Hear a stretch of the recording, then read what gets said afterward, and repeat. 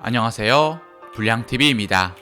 오늘 전해드릴 이야기는요, 2022년 팀 내 공수의 주축들이 빠져나갔지만 새로운 선수로 채워지면서 다시 세리 A 강팀으로 면모를 내뿜고 있는 나폴리의 베스트 11을 선정하였습니다. 첫 번째 골키퍼에는 알렉스 메렛입니다. 나폴리가 2019년 메렛을 완전 영입할 때까지만 해도 기대를 모으던 골키퍼였으나 유리 멘탈, 잦은 부상 등으로 그동안 나폴리 감독들에게 확고한 신뢰를 주지 못했습니다. 선방 능력은 출중하나 발밑이 아쉬운 면으로 지난 시즌 오스미나에게 종종 밀리기도 했습니다. 1997년생으로 아직 20대 중반의 청청한 나이인 걸 감안하면 미래가 기대가 되지만 몇 년간 큰 발전이 없다는 게 발목을 잡습니다. 게다가 메렛 본인도 지난 시즌 오스미나 골키퍼와 로테이션을 돌면서 선발로 나선 점이 불만. 2022년 여름 나폴리는 메렛이 이탈할 것을 염려하며 골키퍼 시리고를 영입하는 등 대책을 마련했지만 결국 메렛은 일단 나폴리에 남았습니다. 지난 시즌에 아쉬운 모습을 털어낸다면 나폴리가 다시 한번 리그 우승 경쟁에 한 발짝 더 가까이 다가서지 않을까요? 오른쪽 풀백에는 디 로렌초입니다. 이탈리아 오른쪽 풀백은 유로 대회까지만 해도 프로렌즈였지만 대회 토너먼트를 거치면서 디 로렌초가 서서히 주전 선수로 굳힌 모양새. 지난 시즌부터 노예처럼 나폴리의 오른쪽 수비로 나왔던 디 로렌초는 심지어 왼쪽 풀백, 센터백까지 땜빵으로 뛰면서 나폴리의 보물이 되었고 시즌 리그 베스트급의 활약을 선보입니다. 시즌 6개 정도의 도움을 기록하는 공격력도 우수하지만 더 높게 평가하는 것은 수비 센스. 나폴리의 오른쪽 풀백 자리에서 꾸준한 모습을 보이자 과거 나폴리의 전설 마지오의 정통 후계자로 인정받은 디 로렌초. 준수한 스피드와 거의 모든 경기에 나오는 강철 체력, 성실한 오버래핑과 크로스까지 갖춰 나폴리 팬들이 가장 사랑하는 선수 중 하나가 되었습니다. 2022-23 시즌 처음으로 주장으로 선임되기에 이르렀습니다. 왼쪽 풀백에는 마리우 후이입니다. 오른쪽 풀백에서 디 로렌초가 눈부신 활약을 펼친 것과 비교가 되는 마리우 후이는 다소 아쉬운 면이 많은 선수였고 백업이었던 파우지 굴람이 십자인대 부상 등으로 왼쪽 자리를 대체할 인재가 없었던 게 나폴리의 상황이었습니다. 그나마 마리오 후이는 지난 시즌 본인 커리어 하이인 시즌 6도움을 올리면서 그나마 준수했다는 평이 많았고 늘 지적받은 수비력도 개선되면서 몇 년 동안 욕먹던 것을 많이 하게 되었습니다. 다만 현 시점은 마리오 후이가 주전 선수지만 새로 영입된 우루과이의 젊은 레프트백 마티아스 올리베라가 팀에 적응하게 된다면 자연스럽게 자리를 내줄 것으로 보입니다. 첫 번째 센터백엔 김민재입니다. 2022년 여름 나폴리는 프랑스의 클럽 렌과 치열한 경쟁을 통해서 한국의 김민재를 240억에 품었습니다. 1년 동안 큰 활약을 해 팀을 떠난다면 600억이 넘는 바이아웃 금액까지 설정한 것도 포인트. 사실상 한국인으로 이탈리아 강팀에 이적한 첫 번째 케이스이고 한국 수비수로는 역대 최고의 프리시즌 경기와 정규리그 초반 모습은 리그에 적응할 시간 따윈 필요 없는 완벽한 모습. 당초 같은 시기 영입된 브라이튼의 수비수 웨스티고르와 백업 수비수 제수스와의 경쟁에서 우위를 점하고 있어 이제 김민재가 어느 자리까지 세리A에 오를 수가 있을지가 기대가 되는 부분이고 첫 챔피언스리그 본선 무대를 누비는 만큼 이제 김민재의 능력이 세계 레벨에 어느 정도인지 가늠할 수 있는 시즌이 될 것으로 보입니다. 두 번째 센터백엔 아미르 라흐마니입니다. 전투적이며 헌신적인 부분으로 그동안 굴리발리와 합을 맞춰 나폴리의 중앙 수비를 책임졌던 라흐마니. 어찌 보면 팀 내에서 가장 보이지 않는 곳에서 팀의 수비 중심을 잡아주는 역할까지 자처했고 기복조차 적었습니다. 따라서 김민재나 라흐마니 둘 중 하나라도 부상을 당하면 나폴리의 수비는 크게 흔들릴 수밖에 없습니다. 그나마 지난 시즌 주앙 제수스가 백업 센터백이자 풀백까지 두루 넘나들면서 팀의 구멍을 메워준 건 다행이었습니다. 묵묵하게 잘할 뿐더러 공중볼 사수까지 잘한다는 점 때문에 나폴리 팬들은 이만한 센터백을 또 구하기란 쉽지 않을 거란 평이 많습니다. 재미있는 사실 중 하나, 라흐마니는 김민재를 만나기 이전 이승우와 2달 정도 베로나에서 같이 뛴 적이 있습니다.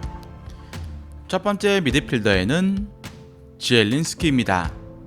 폴란드 축구에서 레반도프스키가 여전히 에이스지만 그 바통을 이어받을 2인자가 바로 지엘린스키입니다. 미드필더 라인에서 공격적인 이성까지 넘나들며 공격형 미드필더로 만개한 지엘린스키는 종종 터지는 기복이 단점. 그래도 뛰어난 양발을 활용한 킥력이라든가 중미 공미를 모두 겸할 수 있는 멀티적인 측면 때문에 나폴리 전술의 유기성을 한층 끌어올려주고 있습니다. 중원에서 공격 라인으로 볼을 운반할 줄 아는 선수이며 탈압박도 꽤나 뛰어난 편. 가끔 경기를 영리하게 운영하지 못한다는 질타가 있었지만 지난 시즌 리그 탑급의 미드필더 활약을 그대로 이어간다면 나폴리 입장에서는 더할 나위 없을 듯합니다. 실제로 지엘린스키의 폼은 지금이 가장 좋습니다. 두 번째 미드필더에는 로보트카입니다. 나폴리 축구가 수비에서 공격으로 전환되는 그림을 보면 로보트카의 발끝에서 모든 게 시작된다 해도 과언이 아닙니다. 지난 시즌 전반기엔 그저 그랬다가 후반기 들면서 서서히 폼이 올라왔고 파비안 루이스가 나폴리를 떠나게 되면서 로보트카의 임무가 막중해졌으며 170cm의 이 단신 미드필더는 작지만 누구보다 많이 뛰며 이제 나폴리의 중원 핵심 라인업 중 하나가 되었습니다. 실제로 나폴리 빌드업의 중추로 강한 압박으로 상대의 공을 탈취하며 또 전진성까지 갖춘 점은 나폴리가 역습을 할 때 단연 눈에 띕니다. 나폴리가 시원시원하며 스피디한 경기를 할 수 있다던 까닭은 로보트카가 공격의 속도를 줄이지 않고 이어갔기 때문입니다. 아쉬운 피지컬 때문에 상대의 강한 압박에 취약한 게 조금 아쉬운 선수입니다. 세 번째 미드필더에는 앙귀사입니다. 잉글랜드 풀럼에서 잠깐 1년 임대로 데려와 썼는데 대박이 났습니다. 로버트카의 아쉬운 부분을 완벽히 메워주는 피지컬과 수비 능력까지 갖췄죠. 상대 역습 상황에 포백 수비를 보호해주는 1옵션으로 지난 시즌 뛰어난 활약으로 단숨에 1년 만에 나폴리로 완전 이적에 성공을 했습니다. 흑인 특유의 유연함으로 탈압박까지 뛰어나지만 종종 터지는 허벅지 부상이 딜레마. 드리블 능력도 좋고 패스 차단까지도 훌륭한 선수지만 세계 정상급 팀을 만나면 확연히 밀리는 모습입니다. 그럼에도 불구하고 지난 시즌 나폴리 최고 영입이었고 로버트카와의 조합은 환상적이라는 평가. 앙귀사의 백업으로 은돈벨레가 임대 영입되었는데 확연한 차이가 있습니다. 볼을 안글 때 앙귀사는 가끔 데브라이너가 보이기까지 합니다. 오른쪽 윙포드에는 이르빙 로사노입니다. 2022년 현재 나폴리에서 가장 욕을 많이 먹고 있는 선수 멕시코 공격수 로사노입니다. 그래도 백업 선수 폴리토나보다 낫다는 평이지만 엄청난 기복이 지적되고 있죠. 잘된 날은 상관없지만 아닌 날은 처참하게까지 골을 놓칩니다. 그럼에도 불구하고 팀 내 최고 주급자인 건 충격적. 디 로렌초와 앙기사 연봉을 모두 합친 게 바로 로사노의 연봉입니다. 가끔 번뜩이긴 한데 답답한 모습이 더 많아 루카스 모우라가 보이기도 해 세rie A 대표 기복 왕으로 지목되고 있습니다. 지난 시즌 6골 5도움으로 나폴리 팬들의 고혈압을 주도했던 로사노는 2020-21 시즌이 가장 잘했던 해였습니다. 2019년 나폴리 구단 역대 최고액인 562억을 주고 데려온 메가토급 선수인 그의 부활이 1년이 넘도록 살아나지 않고 있습니다. 멕시코 축구 팬들이 SNS로 엄청난 지지를 보내고 있기 때문에 국뽕 원툴이란 오명을 빨리 씻어내야 합니다. 왼쪽 윙포드에는 흐비차 크라바츠헬리아입니다. 조지아라는 작은 나라에서 나온 슈퍼 유망주입니다.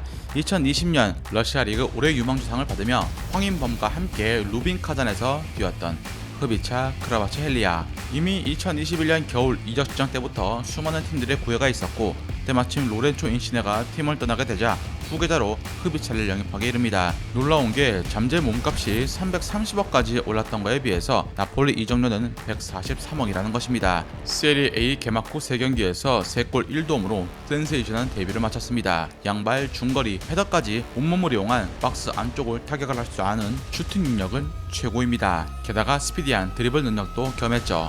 2001년생으로 아직 어리고 볼을 끄는 단점이 있는 등 개선돼야 하는 부분이 있지만 일단 1대1에서 겁이 없고 윙포워드가 가져야 할 과감함을 갖추고 있기 때문에 앞으로의 발전 가능성이 큰 유망주입니다. 마지막 공격수엔 빅터 오시멘입니다. 지난 시즌 나폴리 공격에서 시즌 도합 26골을 넣어주었던 인시네, 메르텐스가 모두 팀을 떠나자 나폴리 팬들은 오시멘도 나가는 게 아니냐고 불안해했지만 결국 팀에 남았습니다. 아프리카 흑인 선수들이 보여주는 뛰어난 운동 능력을 장착을 했고 엄청난 스피드와 라인 브레이킹 능력으로 상대 뒷공간을 롱패스만 넣어주면 알아서 뛰어가서 골을 넣었고 공중 채공 시간까지 길어서 헤더 능력도 뛰어났습니다. 다만 부상 때문에 조금 결장한 경기가 있어 리그 20골엔 실패했습니다. 지난 시즌 나폴리가 리그 3위에 오를 수 있게 했던 배경에 1등 공신이 바로 오시멘이었고 2022-23 시즌부터 맨유의 영입 타겟으로 루머가 돌기도 했습니다. 나폴리의 캐리 선봉장이기에 나폴리 공격에서 오시멘이 있고 없고의 공격 퀄리티 차이는 매우 크다고 볼 수 있습니다. 2010년 이후 나폴리는 카바니, 이과인, 득점왕을 2번이나 배출해냈지만 리그 우승에는 모두 실패했습니다. 혁신적인 명장이라고 칭송받는 스팔레티 감독도 리그 우승을 경험한 지도 10년 전 일, 32년 만에 대권을 노리고 있는 나폴리. 과연 올해는 뭔가 보여줄 수 있을까요? 즐겁게 보셨다면 구독과 좋아요 클릭을 부탁드립니다. 다음 이야기에선 천재 축구 유망주였지만 명예보다 돈을 선택한 선수 한 분에 대해서 소개해드리고자 합니다.